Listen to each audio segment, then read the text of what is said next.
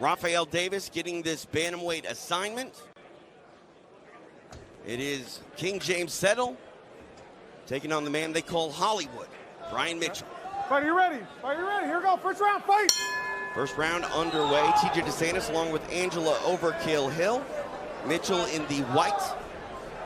Settle in the maroon. Oh, big leg kick by Settle. Maybe the game plan for this fight. Eats a kick to the lead leg by Mitchell. You have a big body type difference here. You have someone who's more lengthy versus someone who's more compact, short arm, but lots of power. Yeah, Settle stands 5 feet 11 inches tall. 5 inches taller than that of his opponent, Brian Mitchell. Oh, nice jab. Ooh, big hook. You can see that power that Mitchell has, especially in the short strikes. One thing James has to do is not let himself get backed up into that corner, because that's when someone who has that power and speed can really take advantage of you when you don't have anywhere to go backwards. Some fancy Hollywood moves right there. I guess. Really chopping at that lead leg is Mitchell. Yeah, he's starting to get a reaction from Settle with those calf kicks.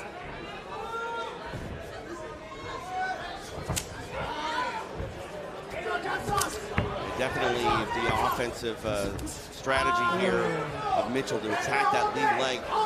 Settle well again.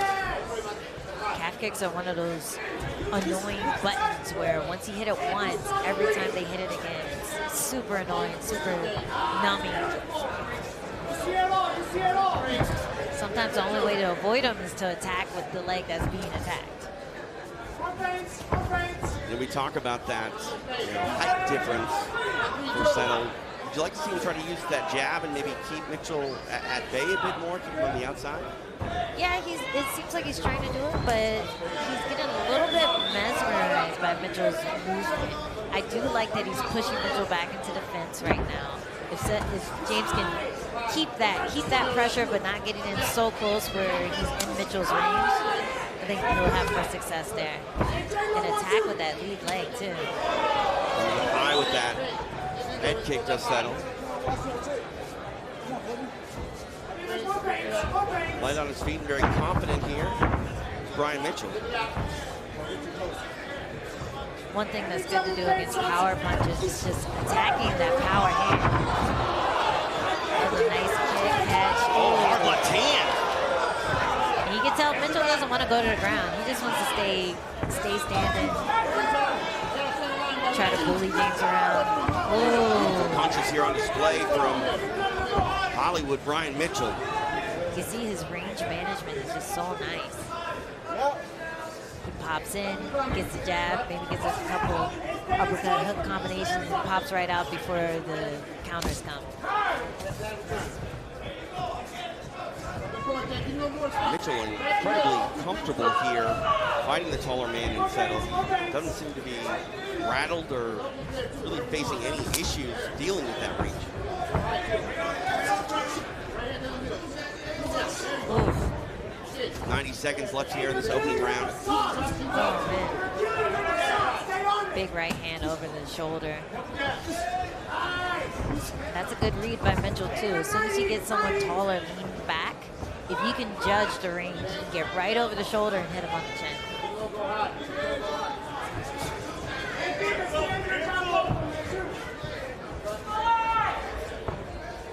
I really like to see Settle throwing that left leg up top and shutting down that right hand, but he did try it once, and Mitchell was able to catch the kick, so maybe that's what's keeping him from throwing it more.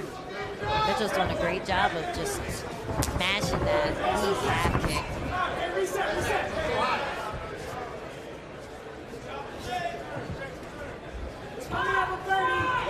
A lot of different looks here from Mitchell, cutting angles, moving, confident. It feels like he's at home dictating the pace, despite Settle coming forward. Confidence is definitely a thing. Like it really... Oh, hard right hand. Huge right hand. Oh, nice left. Oh, and another one. know about Settle as a hesitant. Yeah, I mean, to say that Mitchell is confident would be an understatement at this point, too, of how he's conducting himself inside the octagon. Yeah, but that type of thing, it can freeze you. Right. You start to wonder, what is it that he knows that I don't know? Right. Because he's literally running around with his hands by his side. I mean, fighting is very much a mental game, and if you're in the corner of James Settle, like, I don't know what you're telling your athlete right now to, change the momentum in this fight. I'm telling him to get busy, to be first, to use that lead leg, to start shutting down his right hand with the lead leg and just trying not to get kicked by your own foot. Ooh, nice. James is in there smelling now. Looks like he's trying to have fun too. A lot more aggression here. Settle's opening the second round with a variety of strikes, but big kick, leg kick by Mitchell, but big return by Settle. That jab's finding its mark again.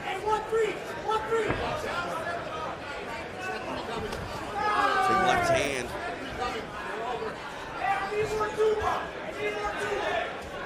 Now when he's circling, James needs to go for that leg kick. Or anything from that side. Then when you have someone who circles a lot, even just feigning that you're going to throw from that side will stop him. Now he's kind of doing it.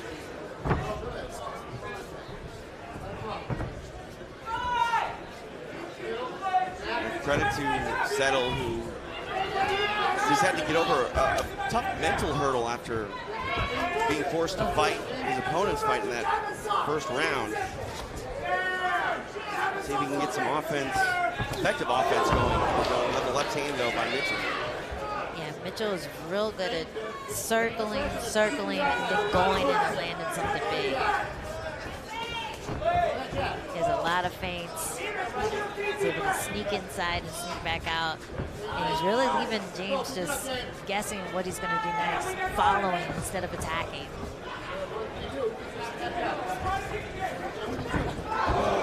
Big miss on that head kick. There's nothing more annoying than throwing a head kick in the person ducking under it. Like, to have the gall to do that. Ooh, big hook, too. And that's what's stopping Settle from throwing those leg kicks, because Mitchell's really good at just timing the hook over the top.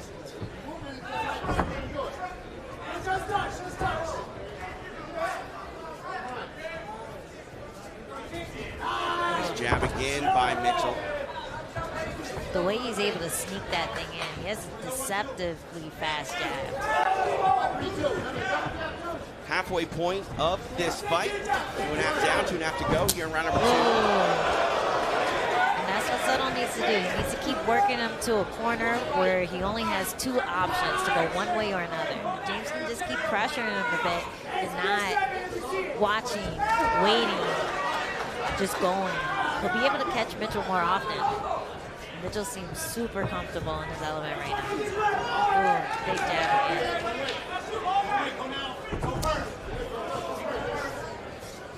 I think what's most impressive about Mitchell is he's powerful and dangerous backing up. He doesn't have to necessarily come forward to have power on his shots. Yeah, he waits for Settle to overcommit. He dips his head a bit and then comes over the shoulder or comes up the middle. Like, even the jabs, they're coming from down low. They're coming from the hip. They're coming from the chest. They're not coming from his face. So the angles are really giving Settle something to think about. Ooh. Nice combination of punches. Settle forced to cover up after eating those. But still, he moves forward. Yeah, Settle needs to keep staying long, keep pushing it back. Getting in a firefight, Mitchell just has the better range for that, the better length arm for that range.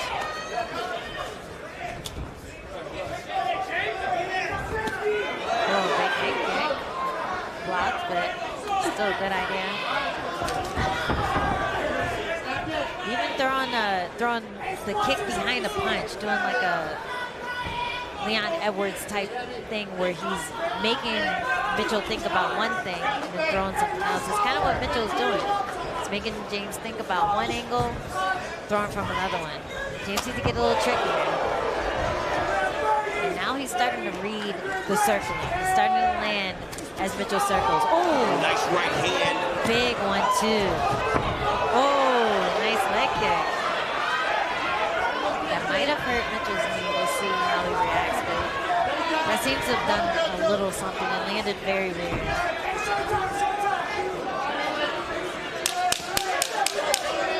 Robert James, if he's taking advantage of this, he's definitely, Mitchell's body language has changed drastically after that leg kick. Round 2 in the books. I think it's another Brian Mitchell round, but for James Settle, maybe there was an opportunity to steal some momentum as we head into this third and final round. He's been very, offensive-minded in this fight, and I expect that to, stay the same here in the final 5 minutes. Yeah, he seems bouncy now. I think whatever happened with his knee is fine now, or maybe he's just willing himself to finish the fight strong, but his body language definitely changed in that moment, and let's see what he does with it. Third and final round underway between these bantamweights.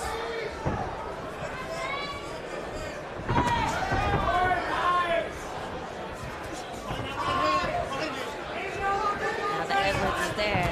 Yep, he went for it.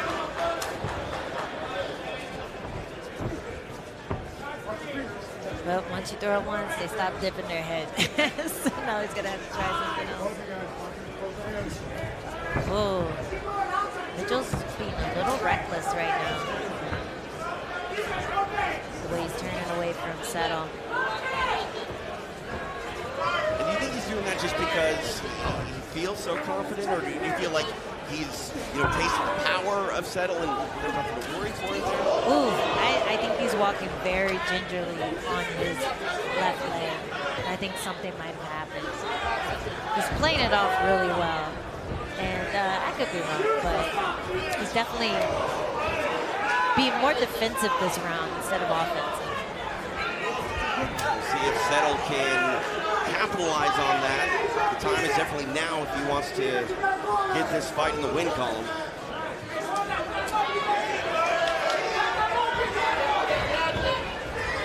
James starting to attack that lead leg a little bit more. James's jab is landed a bit more now, too. Yeah, see how he's bouncing away. Mitchell's bouncing away. Trying not to put too much weight on that lead leg. Still landing with power, though, which is super impressive. If that leg is hurt, that one definitely, you need to hear it. Now going to the body with that right kick. And Settle is coming back strong. Landing lots of straights this round. A bunch of big crosses, using that range. And the movement of Mitchell, he can't get out of the way. He can't slip out of the way as fast as he was able to in the first 2 rounds. One thing he has to do, though, Settle can't come too close. He can't get in a range where Mitchell still has power and is still able to use his hips to just land those big uppercuts and hooks. Just past the halfway point of this third and final round. James is trying to take this fight.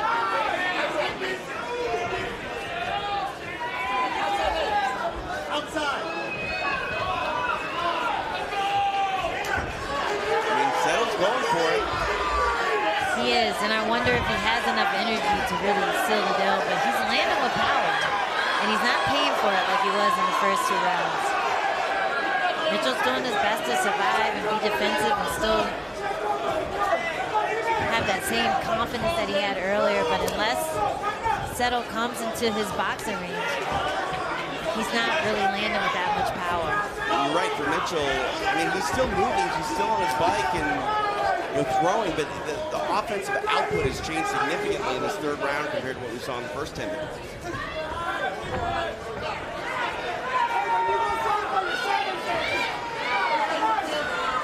Jab is Mitchell.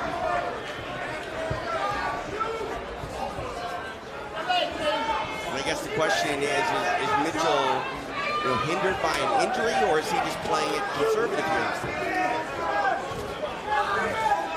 I mean, I keep going back to that leg kick. James hit him almost in the pit of the knee, and it turned him around into a lunge position. And it took him a while to recover. It took him a second to turn back and face him. That's the sign of something weird happening. He felt something pop. That would pop the jaw of Settle. Now Mitchell. Yeah, now Mitchell is coming forward. He's landing with power. If anything, he knows he has 1 minute left. His knee will survive. Still can't afford to get too reckless here as there's a lot of fight left in King James Settle as we head down the stretch.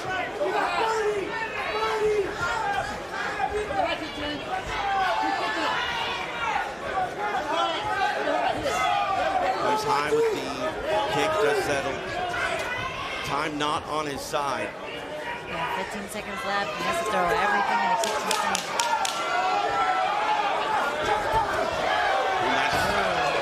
Left hands. Nice boxing.